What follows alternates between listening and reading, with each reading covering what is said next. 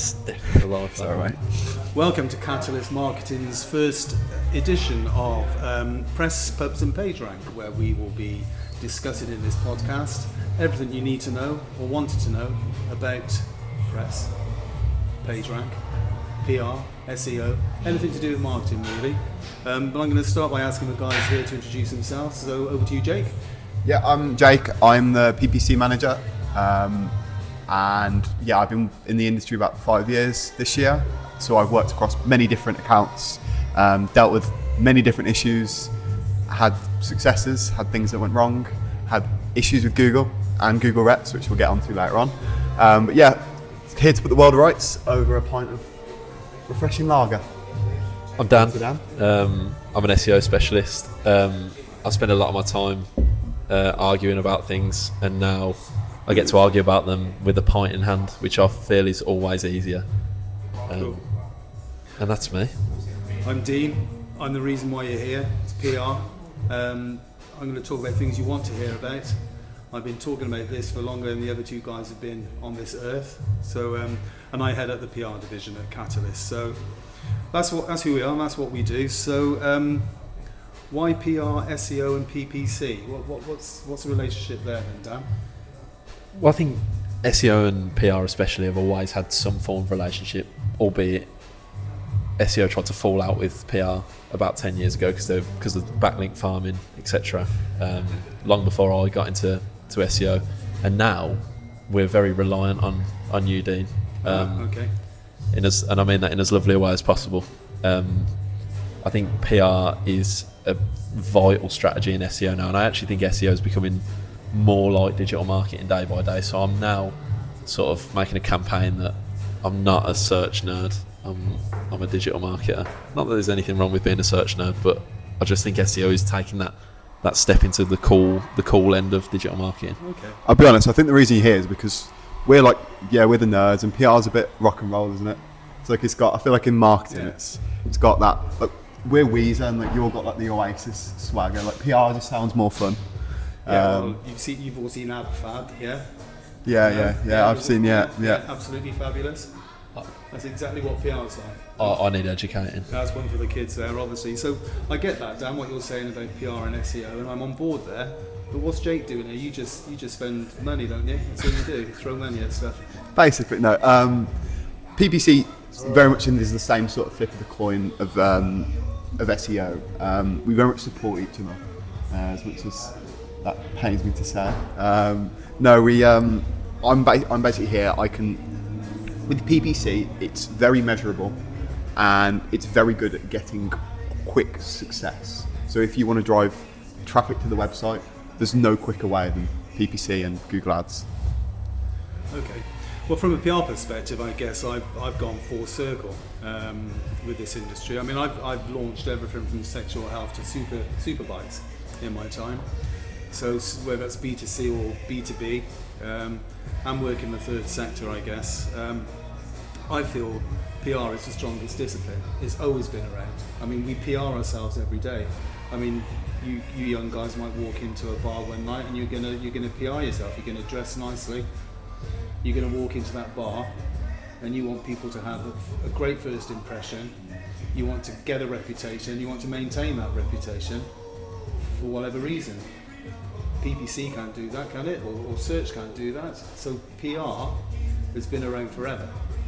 So, but I'm aware that these days I'm working much more closely with you guys to help not just raise awareness and build platforms for people's profiles, but I guess to help move that digital avenue quicker, further to an agreed call to action. Do you often go into a pub and sort of tell people that you've PR'd yourself tonight? It sounds a bit like a euphemism to me. Well, that's the thing though, Dancy. You don't tell anyone you PR'd yourself. You just PR yourself. But because is that just good PR if you don't tell anyone? But because you know you're PRing yourself, surely there's a subliminal thought of I should tell someone that I've really PR'd myself tonight, or I've PR'd myself more than I ever have this evening. Well, if you do it right, you shouldn't have to. People will tell you. People will talk about you. You see, that's your reputation. It's what people say about you when you're not in the room. Hopefully that's a good thing. well, sometimes it can be a bad thing, which brings us in for on a serious note, for our clients, they may have a poor reputation. They may have been through some kind of poor market performance. It could be anything that means that they're not kind of turning over what they used to turn over, or getting the sales or the leads that they used to have. And then PR is brought in not to kickstart anything, but to kind of bring back what they once had. I mean, and I'm jumping the gun on our not so tight schedule on this, but I'm looking at the schedule. I'm not sure how close we're going to keep to it, but there you go. But we've spoke about Man United and Ineos, yes, especially at the start of this year with the idea of letting people go, and how would you have dealt with the crisis comes that, and would you have done it any differently to they have? Obviously, a lot of it's been reported outside of the club itself. There's not been many internal comms from Man United. There's not, no, and it's surprising, but it's also not surprising when you marry football and business together. And as Jim Ratcliffe is a very successful businessman. He knows how to build a business and he knows how to make money. But from the outside, what we've seen, because communication hasn't been great from the outside, all we've seen is cost cutting. We've seen continued bad performance on the pitch. We continue to hear of unrest amongst the players. All the perks, all staff perks seem to have disappeared, which is kind of like a knee-jerk reaction to try and save a business. Yeah. But we've seen plenty of times before how business and football doesn't marry. But I think they get it right. I think Jim, not that I've got a dog in the fight here, but I think he'll get it right. You're an unbiased man when it comes to Man United, I imagine. You've got no ties. No, I hate all clubs except mine. So there you go. But we do have that as an agenda point in here. But let's try and stick to where we are, so we at least look professional for a while. So I have jumped the gun. As a bullet point here, Dan says the new branded SEO. What's that all about? So I think this is very much what I introduced SEO as when I talked about how PR supports it. In that, I don't think traditional SEO is the best way to do SEO now. And by traditional SEO, I mean your keyword research, your keywords in the header tags, etc.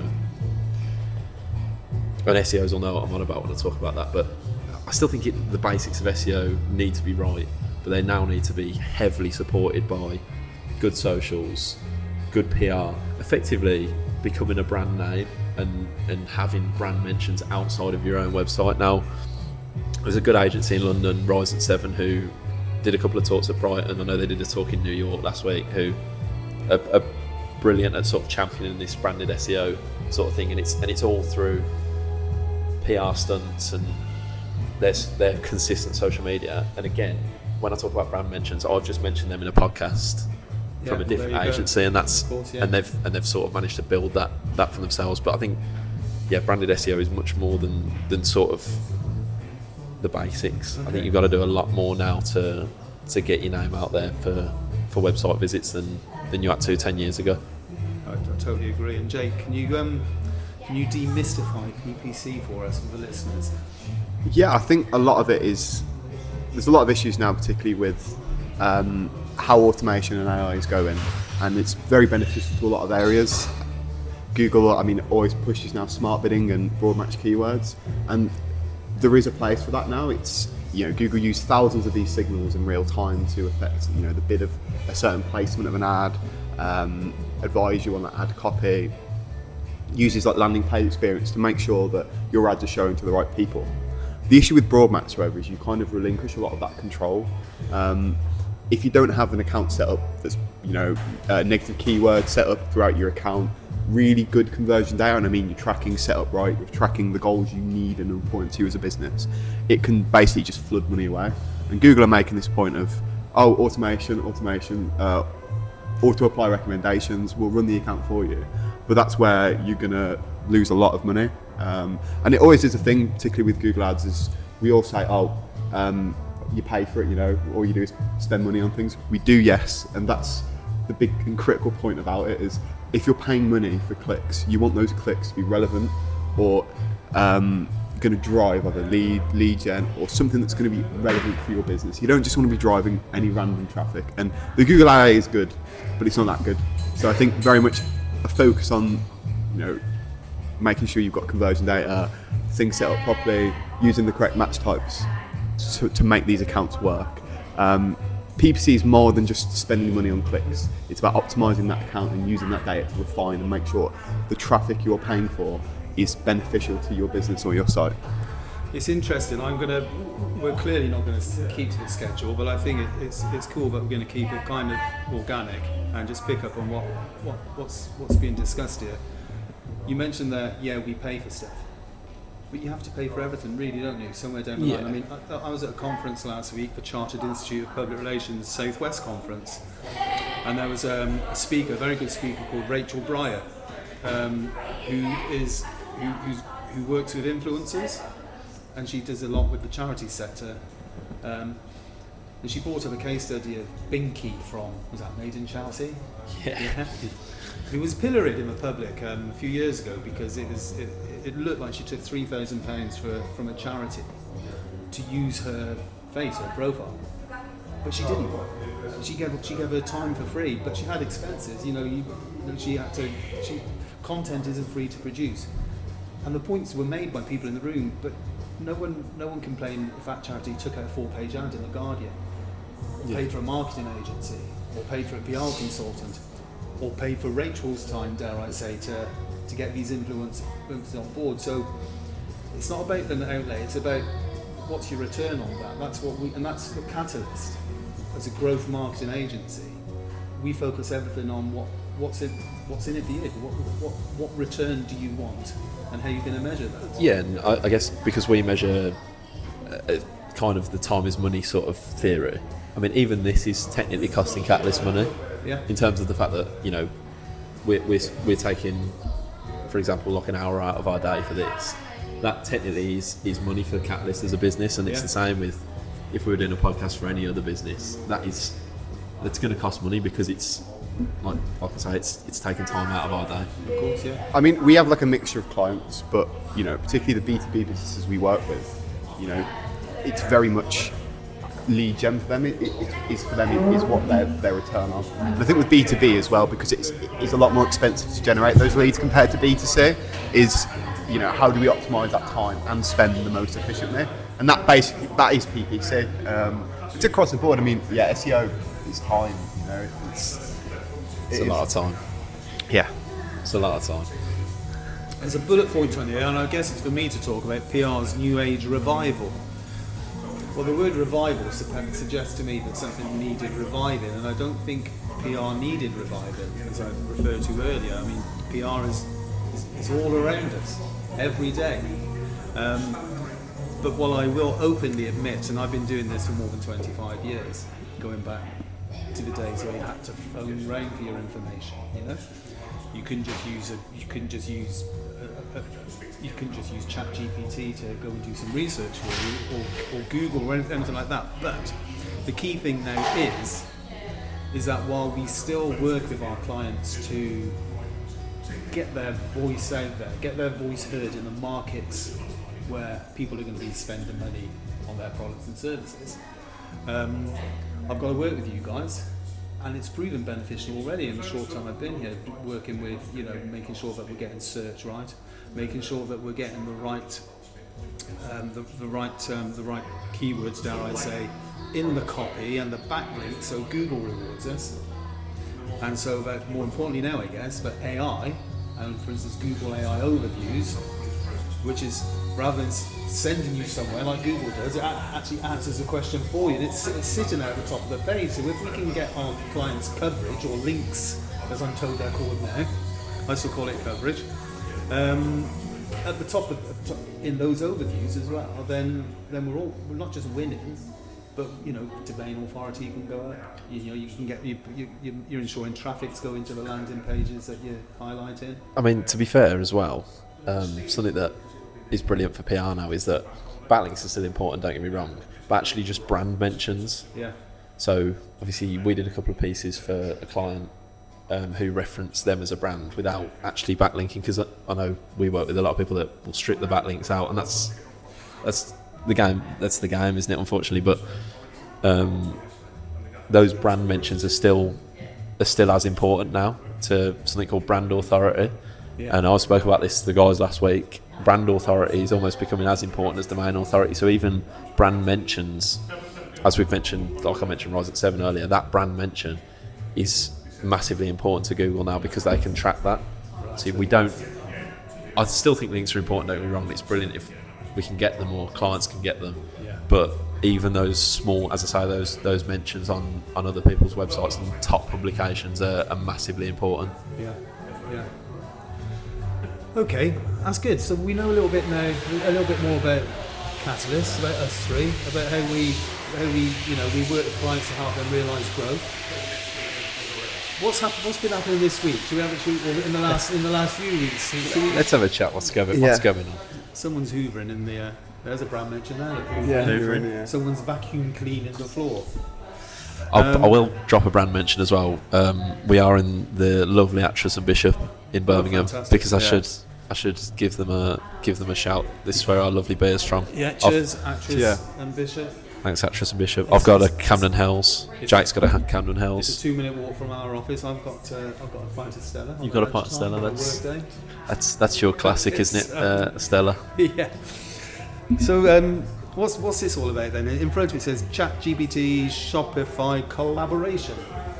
You know a lot about this. I know a lot about this. So ChatGPT have recently signed an agreement with Shopify, which effectively means that people can start to do their online shopping or online sort of browsing on ChatGPT, which is massive. Now, unfortunately, I think all AIs roll this out in America before they do the UK, because in my preparation for this podcast, I thought, well, what I'll do is I'll go and get an example of how it works. And so I looked for some classic football shirts because I'm trying to build a collection at the moment. Okay. And you got your classic Villa shirt. I'm looking at them as well. I haven't told anyone, but I'm going on holiday in October, and I'm so excited. You're not getting a classic Villa shirt though. Oh, I'm not. No, you could get the 1980-81 shirt when we won the league. First division, Premiership. I won't be getting one of those. Okay. But I searched on ChatGPT and I still get the same results I was getting before, which is slightly annoying for my research. But it's a massive collaboration because it's another step to ChatGPT becoming the main search engine. And I think, don't get me wrong, we're going to be years away from them taking over Google, but I actually think we're closer than probably 70 to 80% of the population realise. And again, we talk about sort of what you do in your day-to-day life and you PR in yourself in your day-to-day life, but you also, I use ChatGPT, I'd argue, more than I use Google to find out information now. And if it means I can shop on there as well, it almost takes away my use of Google altogether. I don't know how you two feel about that, but it kind of follows on sort of my news piece. So we went to Brighton SEO a few weeks back. See our photos on our LinkedIn. There's a few absolute horrendous ones. Don't plug your LinkedIn. Nice. No, but it was really interesting. And we sort of, particularly in the PPC world, the generative AI overviews, everyone kind of in PPC, I think, particularly in Google Ads especially, is how does that really benefit us? Because that top part of the search results was very much a PPC. That was our bread and butter, being at the top of search results. So now this generative AI and how it kind of works. So very much for a generative AI overview, it's usually a long tail. It's usually a question.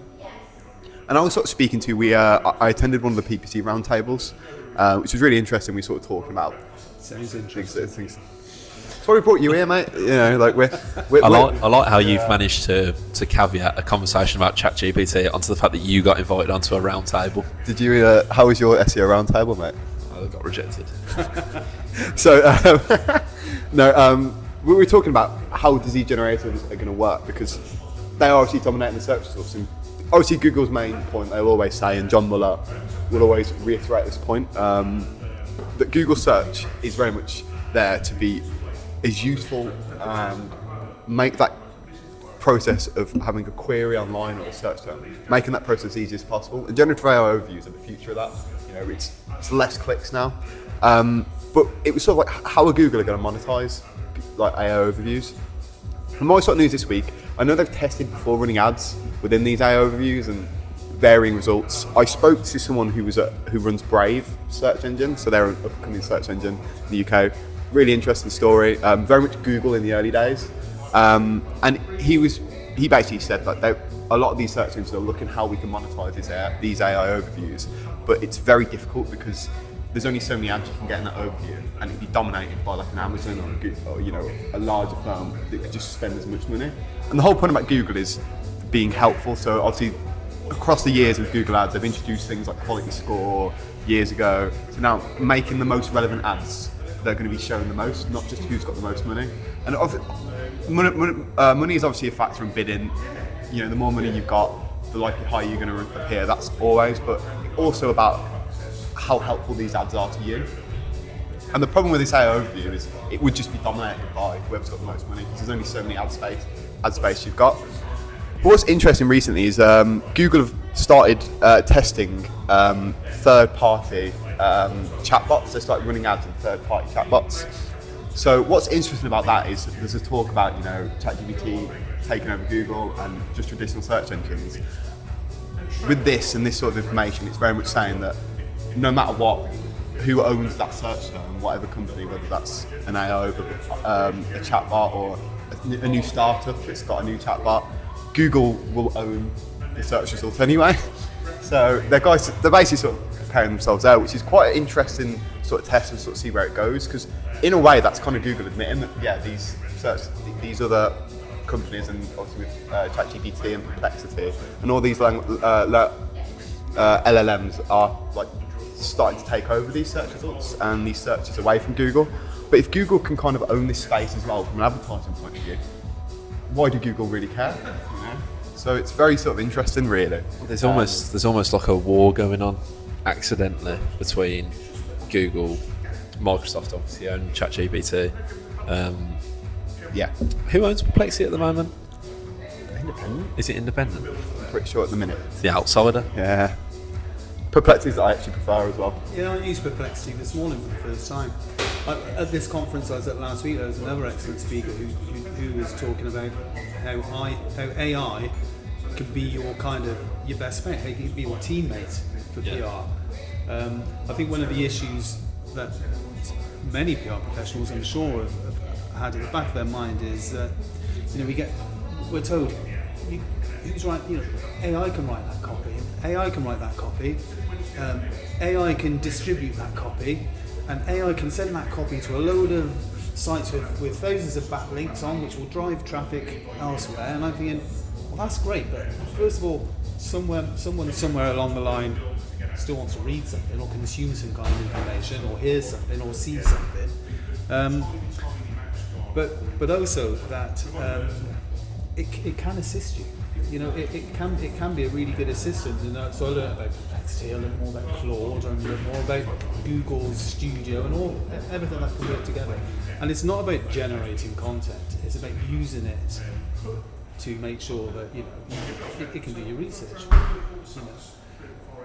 But it won't do everything. It's only as good as like all data. It's only as good as what you feed into it. Yeah. And like when I mean Perplexity and Claude especially are like the sort of liberalist protesters against ChatGPT and Google, I think, at the moment, just based on the way they work, because they're so independent. I feel as if ChatGPT and Google are going to start to be influenced by bigger brands. I mean, Google especially has been. If you look at the difference between Google search engines sort of 6-7 years ago and Google search engines now, it's massively dominated by larger brands, whereas Perplexity, Claude will still give you sort of are almost like a friend of SMEs still. It's almost like you sort of sit in the road protesters of your Perplexity and your Claudes of the world.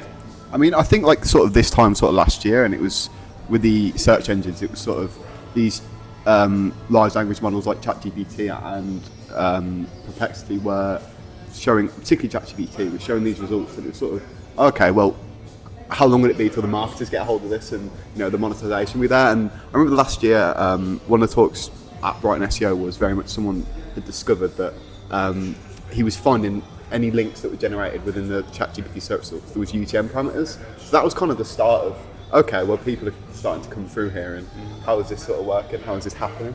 And how are these products appearing? But now, I think it's very much sort of seeing is how can this monetize and how can they monetize this? And I think with Google working with these third-party chatbots, and so many are going to appear right now, I think Google's view is Google's always going to be the primary, particularly at the minute, the primary search engine. But if people are going to start to use these chatbots, large language models, if Google own that and own those results, then why does it matter to them anyway? Yeah. So I think it's kind of...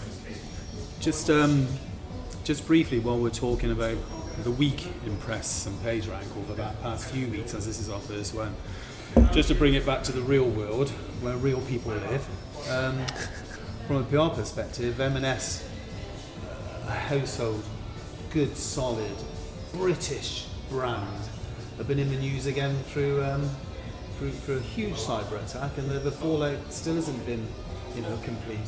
And like you said, they're one of the big boys. They're one of the, dare I say it, Tory shops of the world. Yeah. They're a great sandwiches as well, I will say. They have some great products, M&S. I will go there for a treat every now and then. Well, you wouldn't have got a meal deal the other week. Can you sort of explain to us what actually went on? I genuinely am quite out of the loop with this. Okay, so I don't know all the ins and outs, but they were subject to ransomware, cyber attack. Right. And as much as you can mitigate against it, I guess the cyber criminals are quite clever, aren't they? They tend to be one step ahead. But I think the key thing for me is, and I'm trying to remember figures off the top of my head here. I think the ransom demand was for $4 million perhaps. Yeah. But more importantly, from my perspective, it knocked about 930 million off their market value. Wow. Jesus Christ. But crucially, from a comms perspective, there was no contingency in place. So I think I think they've managed it quite well, in as much as their spokespeople have been quite visible and they've made apologies. But if you read reports from sources close to, as they say, it's absolute chaos. It's absolute chaos. So there was no plan for something like this happening. How can you not have a plan for something that could potentially wipe $930 million off your market value? Now, we all have a fire drill. Every business, even if you visit a company, they say we don't have any fire drills planned today. So if you do hear the alarm, it's the real thing. So everyone plans for that kind of eventuality. So I'm astounded that many companies don't run regular crisis management fire drills, especially a huge company like M&S.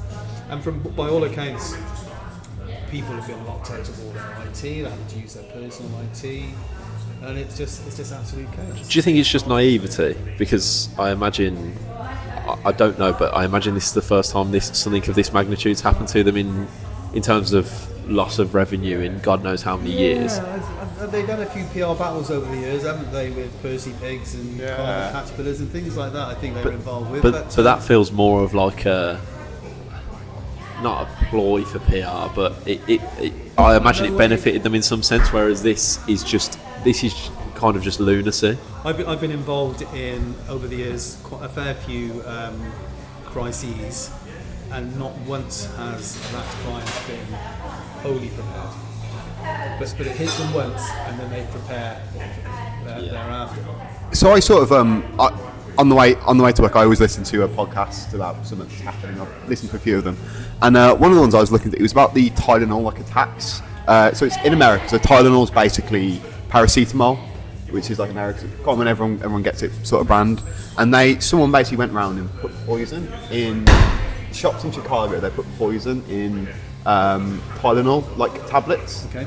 And their crisis management was so good that literally there was no impact to brand reputation or that at all.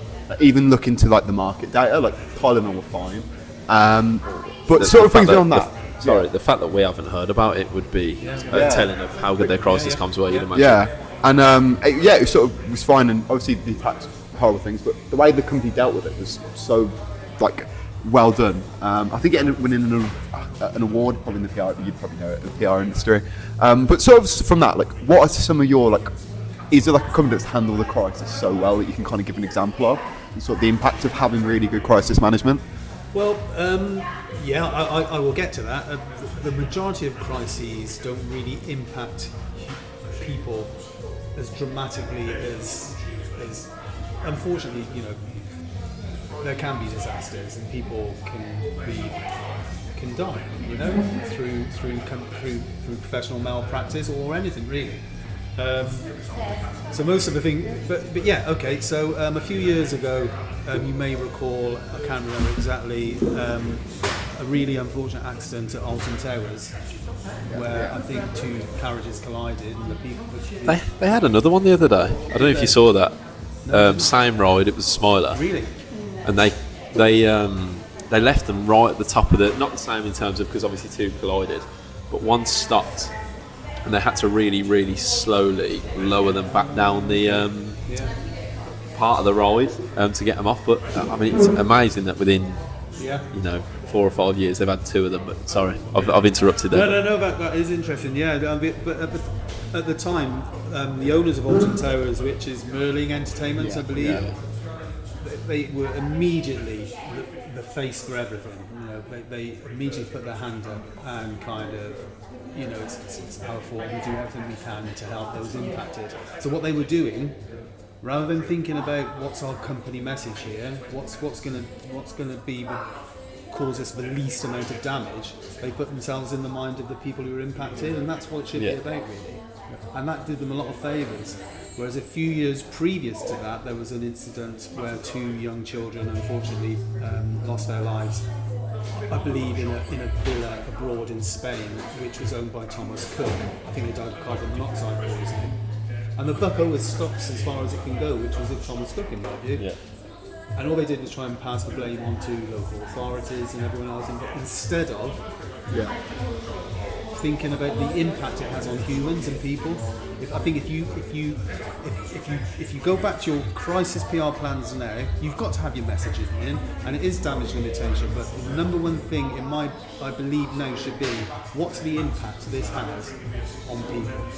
And if you can grasp that and tackle that first and foremost, I think that's already you're starting to repair your reputation from that point onwards.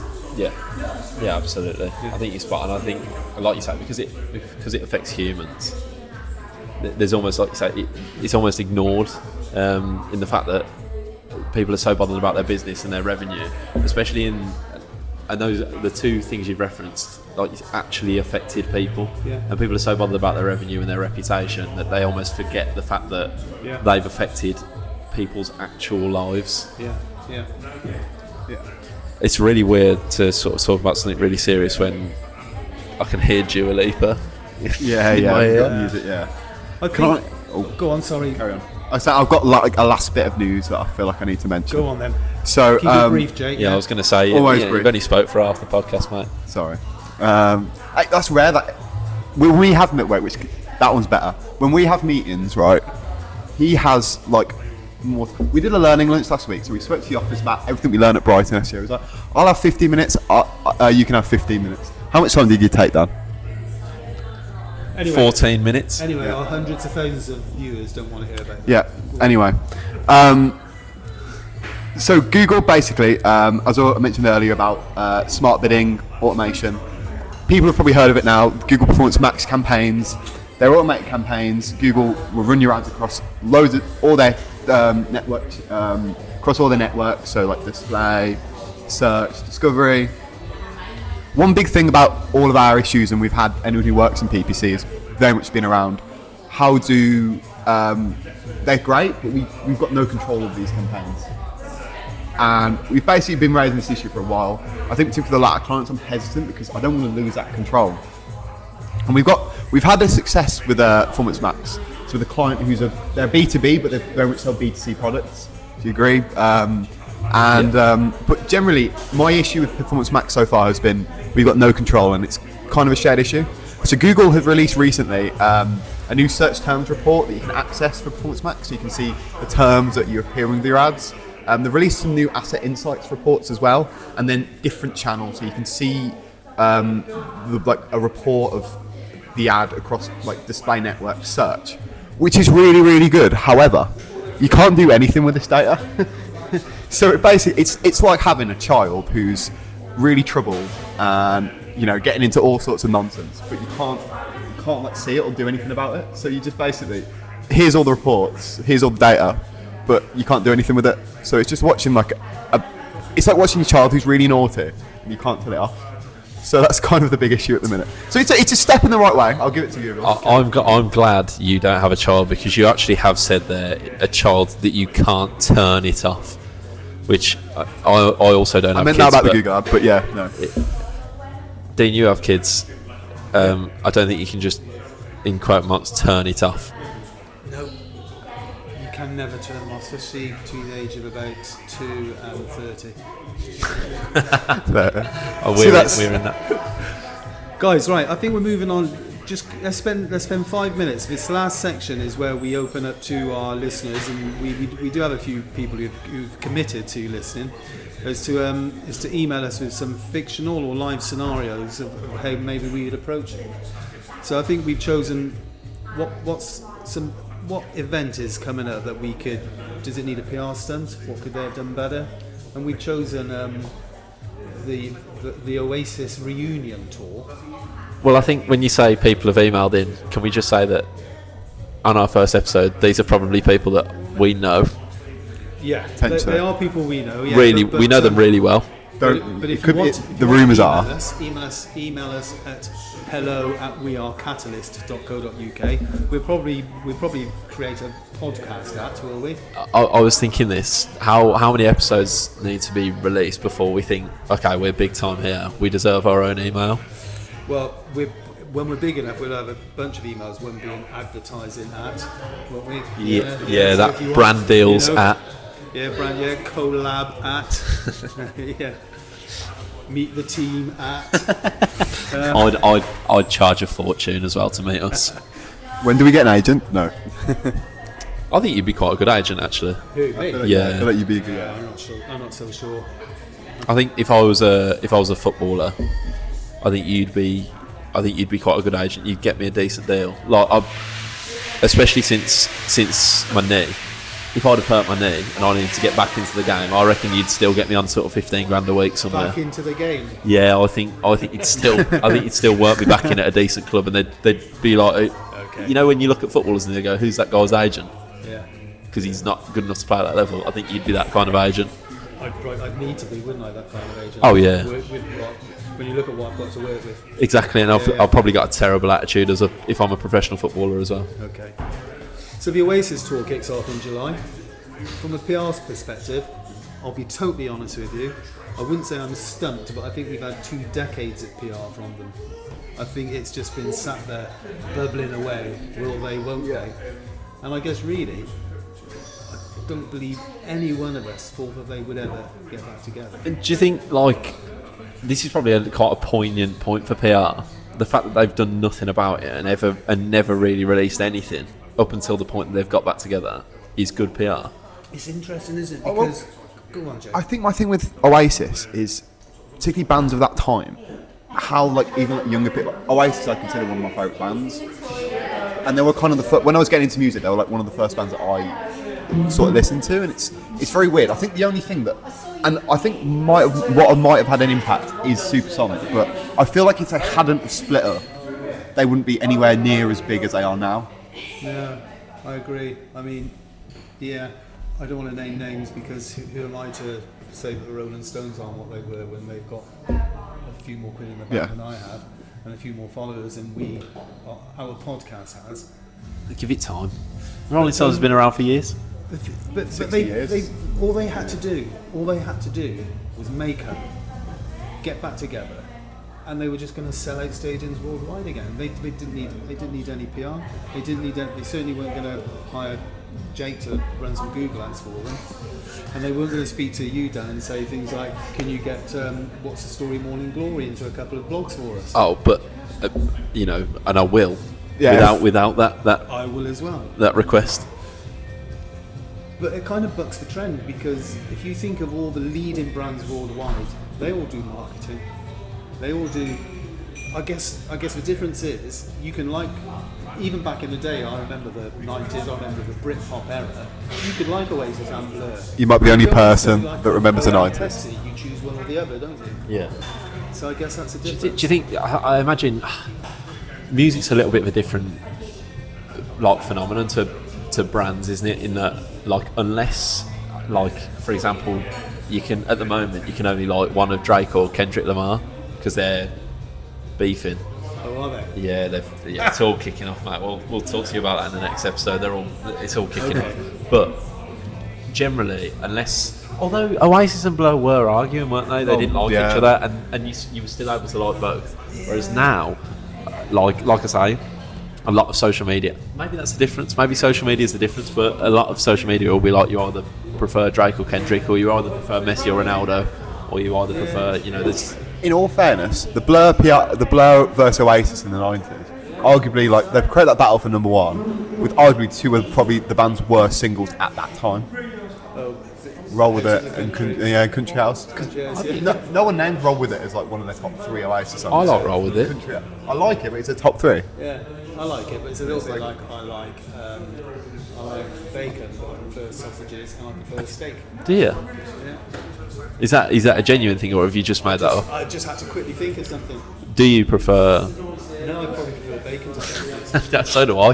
But Yeah, same. when you can't just say that, because I thought, well, I'm gonna pick you up on that. Don't pick me up on it, guys. I think we've gone on. I think we've covered a few things there. I don't think we covered everything on our agenda, but I'm cool with that. And me, and I think this is a nice introduction to us. We'll only get sort of more comfortable. Yeah.